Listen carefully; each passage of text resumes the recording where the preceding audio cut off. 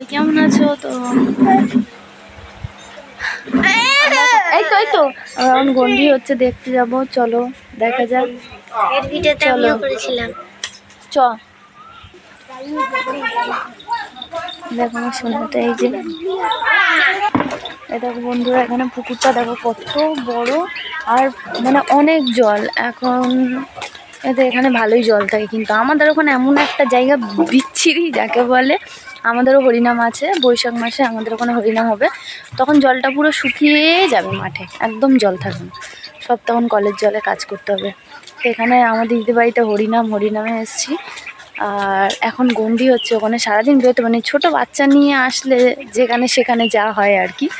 তো বেরোতে পারিনি, ওর শরীরটাও ভালো না, কাশি হচ্ছে, আমারও শরীরটা ভালো ছিল না, কিন্তু ওষুধ খাওয়ার পরে এখন একটু ভালো আছি। তো চলো দেখা যাক, মন্দিরটা এখান থেকে একটু দূরে আছে, যাচ্ছি চলো। একটা হরিনামের দল আসছে, এবার হরিনাম হবে, গন্ডিটা হয়ে যাওয়ার পরে দল ওঠে, এখন থেকে শুরু হবে সারা রাত হবে, কালকে ভোরবেলা ভেঙে যাবে।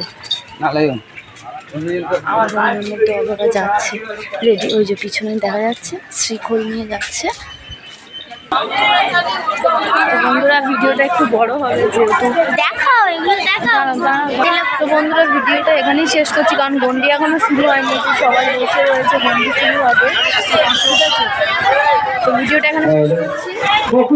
তোমাকে বারবার করে বলছি, তুমি যেখানে থাকো না কেন ঠাকুর মশাইকে